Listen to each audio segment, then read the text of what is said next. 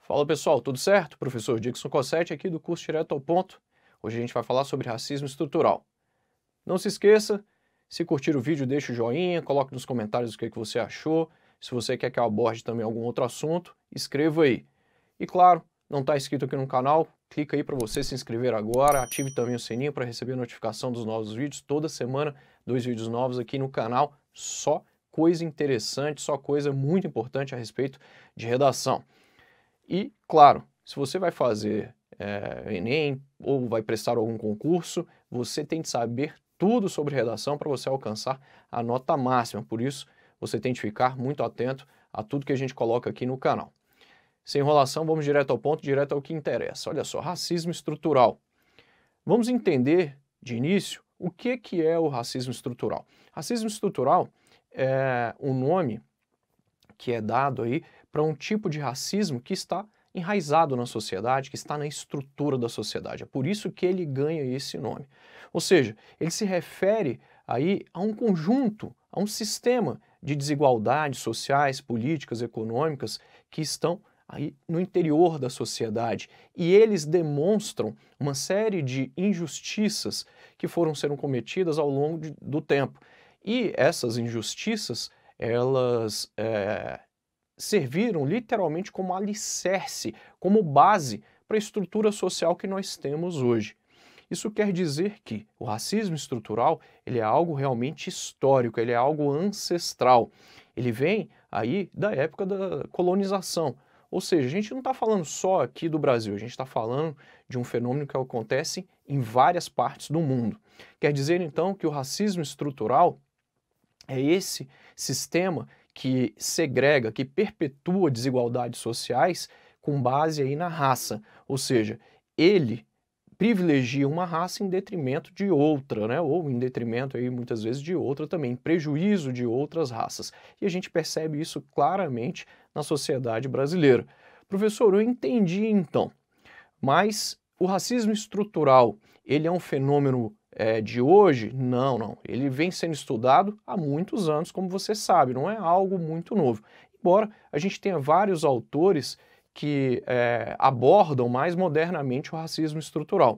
Ocorre que aqui no Brasil a gente tem uma série de estudiosos que tratam este tema, né? Um dos mais conhecidos é o filósofo, jurista, professor e atual ministro de Direitos Humanos e Cidadania, Silvio Almeida.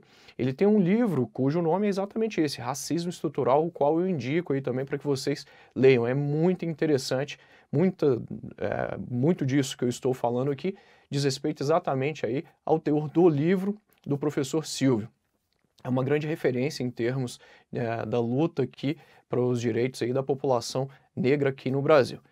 Continuando, então, vamos falar aqui acerca do racismo estrutural, falar acerca do tipo de consequência, falar também aqui de algumas causas, evidentemente, né? Antes de falar das consequências, a gente vai estabelecer algumas causas aí do racismo estrutural e, evidentemente, soluções para lidar com isso aí. Se liga aí, ó, olho aí na tela. Como você está vendo, a gente tem aqui alguns fatores que, de uma certa forma, demonstram esse sistema que representa, né, cada vez mais a desigualdade, ou as desigualdades que foram criadas ao longo do tempo. O racismo estrutural ele tem suas raízes históricas em sistemas de colonização, escravidão, segregação e exploração racial. Estes fatores aqui, eles são responsáveis por isso. O privilégio histórico de determinados grupos. Então, grupos racialmente privilegiados, eles vêm desfrutando de algumas vantagens ao longo da história, acumulando riqueza e poder. Professor, não acredito nisso. Bom, todos os dados indicam exatamente isso que eu estou te falando. Por exemplo, o privilégio de uma raça branca. Por que que a raça branca, ela normalmente ela é a dona do capital, detentora dos meios de produção, e os negros não, em regra, né? Então, há elementos históricos que indicam exatamente isso aqui. Então, esse privilégio histórico, segregação, políticas passadas e políticas atuais também são políticas de segregação, muitas vezes demonstrando ali que é uma segregação urbana, uma segregação escolar, uma segregação que resultou em grande disparidade de acesso a oportunidades. Além disso, a gente tem a discriminação também do sistema de leis, do sistema legal. Leis discriminatórias, como por exemplo, uma lei muito conhecida, que é a lei Jim Crow, nos Estados Unidos, ela vem perpetuando desigualdade. Há ainda leis aqui no Brasil que são consideradas por vários estudiosos e por juristas como leis extremamente discriminatórias. É o caso da lei de drogas ou da lei antidrogas aqui no Brasil. Houve até uma fala recente do ministro Alexandre de Moraes que diz respeito exatamente a essa política segregacional no sistema de leis do Brasil. A gente ainda tem de destacar aqui o que nós conhecemos como viés institucional ou ainda racismo institucional. São práticas que muitas vezes foram institucionalizadas, visando favorecer grupos privilegiados em determinadas áreas, como por exemplo o emprego, a educação, na habitação e por aí vai. E ainda os estereótipos, né? São vários estereótipos que estão enraizados aqui na sociedade, que são negativos, que alimentam atitudes preconceituosas e influenciam decisões. Nesse sentido, o racismo estrutural ele é caracterizado pela presença de padrões persistentes e sistêmicos de discriminação racial em todas as áreas da sociedade.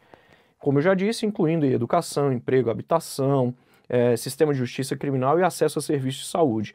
Ele não vai se limitar a atitudes individuais discriminatórias. Ele é sustentado por políticas, por práticas e por normas que vão perpetuar cada vez mais as desigualdades com base na raça.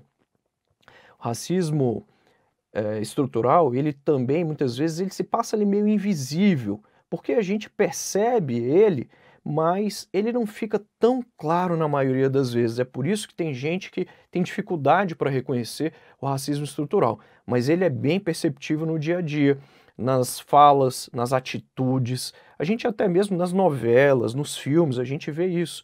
Então quando você vê um filme lá, com a maioria dos seus atores brancos, né?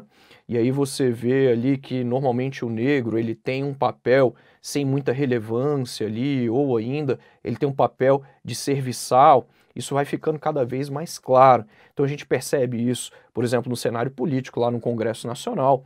Você não tem muitos representantes negros, você não vê muitos representantes indígenas, né, dos grupos indígenas, você não vê tantos negros em posição de destaque nas empresas, comandando empresas, e a gente percebe isso muito no dia a dia, nas falas, nas brincadeiras, nas piadas, o que é conhecido, por exemplo, como racismo recreativo. Essa manifestação de determinadas pessoas que, de uma certa forma, prejudica a imagem ali de uma raça, que diminui uma raça, e a pessoa sempre fala, mas eu só estava brincando, né? Mas esse tipo de brincadeira, na verdade, ele acaba diminuindo cada vez mais as pessoas e colocando uma raça ali em evidência em relação a outra. Bom, é importante então a gente destacar aqui como o racismo estrutural ele pode ser notado no nosso cotidiano, né? Ou ainda na estrutura da nossa sociedade. Desigualdades na justiça criminal. O sistema de justiça criminal, ele, na verdade, se revela aqui como um grande fomentador de disparidades raciais. Por exemplo, dados mostram que pessoas negras têm maior probabilidade de serem presas, condenadas e de receberem penas mais severas em comparação com pessoas brancas por crimes que foram similares, que são similares. Essas disparidades, elas podem ser atribuídas a práticas de policiamento racialmente tendenciosas, um perfil racial e um viés nas sentenças também. Dixon, já ouvi falar muito a respeito disso, mas eu não acredito, eu não concordo. Bom, são inúmeros estudos que indicam exatamente isso. Se a gente pegar, por exemplo, a população carcerária no Brasil, cerca aí de 65, 66% da população carcerária do Brasil, de acordo com dados do CNJ, é representada por pessoas negras ou pessoas pardas. Ou seja, a gente percebe aí uma clara desigualdade nesse sistema aí relacionado à justiça criminal, no sistema prisional brasileiro também. Há alguma coisa errada, concorda comigo? Se 66% da população carcerária é representada por negros ou pardos, a gente está fazendo alguma coisa errada. Além disso, a gente tem aqui também disparidades na educação. O racismo estrutural ele pode ser observado em vários momentos aí, refletindo desigualdade educacional. Em vários lugares, especialmente em periferias, onde, em regra, residem aqui, né, a maior parte da população reside, a maior parte da população negra, a gente tem escolas que infelizmente são escolas com uma estrutura ruim, com menos recursos, com professores menos qualificados, e isso afeta de uma forma muito desproporcional os estudantes negros e de minorias étnicas, né, além dos negros, né, o que vai contribuir para um ciclo de desvantagem educacional e oportunidades limitadas, ou seja, o ensino não vai ser tão adequado aí para a população de baixa renda, que em sua maior parte é composta por negros. Na sequência, a gente tem a segregação residencial. A gente percebe que essa segregação ela tem raízes históricas e isso persiste em muitas sociedades, como é o caso aqui do Brasil. Comunidades minoritárias muitas vezes têm acesso muito limitado à moradia de qualidade em bairros que, em regra, são inseguros, o que afeta o acesso a emprego, a escola, melhores serviços e por aí vai. Discriminação no mercado de trabalho. São várias as práticas discriminatórias que refletem racismo estrutural. Candidatos com nomes associados a minorias étnicas, eles podem enfrentar discriminação na seleção de empregos, promoções e salários mais baixos, mesmo quando têm as mesmas qualificações que seus colegas brancos. A gente percebe também que em alguns momentos há uma disparidade muito grande ali em relação ao salário das pessoas negras. E aí na sequência a gente tem disparidades de saúde. Grupos raciais minoritários também enfrentam desigualdades no acesso a cuidados de saúde de qualidade. A gente percebeu isso também na pandemia da Covid-19 aqui no Brasil. Por quê? Porque a maior parte da população que não conseguiu tratamento adequado e também daqueles que infelizmente acabaram sendo contaminados pela Covid-19 e inclusive com algumas mortes, a gente percebeu, de acordo com a análise que foi feita, que boa parte ou a maior parte desses que foram contaminados e que ainda morreram eram pessoas de baixa renda e há vários negros entre eles. Ou seja, a gente percebe que também é uma disparidade no que se refere aí à saúde. Mas não só falando disso, a gente pode citar aqui também mortalidade infantil, que é mais elevada e com menor expectativa de vida em comparação a outros grupos, quando a gente fala dos grupos negros, né, de pessoas negras. Por fim, a gente tem aí o perfil racial e a atividade policial. Qual a relação que a gente tem nesses dois casos? O que a gente pode destacar aqui é que incidentes de violência policial direcionados a pessoas negras, eles têm recebido atenção significativa aí, da polícia e até da mídia muitas vezes, né? Casos como, por exemplo, o assassinato do George Floyd nos Estados Unidos e muitos outros também ressaltam a existência de um perfil racial e o uso excessivo da força por parte de autoridades, evidenciando também a necessidade de uma reforma aí no sistema policial. Dixon, isso é verdade? Eu concordo? Eu não concordo? Aí você pode ter a opinião que você quer, que eu estou passando vários pontos que são defendidos pelos estudiosos aí no que se refere ao racismo estrutural no Brasil. Na sequência, a gente pode ainda ressaltar aqui as consequências do racismo estrutural. Bom, elas são vastas e vão afetar realmente várias áreas da sociedade. A gente tem aí desigualdade econômica, né? O acesso é mais limitado a empregos, como você já viu, né? A empregos bem remunerados, principalmente, e oportunidades de negócio para a população negra. E claro, e para outras etnias também. Disparidades educacionais, o acesso desigual à educação de qualidade, eu também já ressaltei isso, injustiça criminal. A gente tem ainda, como consequência aqui, um acesso limitado à saúde, a gente tem também segregação residencial, como eu também já havia ressaltado. Então o que você percebe aqui é que todos esses fatores que a gente pode notar aí no racismo estrutural, eles vão acabar tendo aí consequências muito similares. Ou seja, a gente está falando aí de um círculo vicioso. Há uma injustiça social, política, econômica que vem se perpetuando na sociedade. Além disso, a gente pode falar também da desigualdade política, né?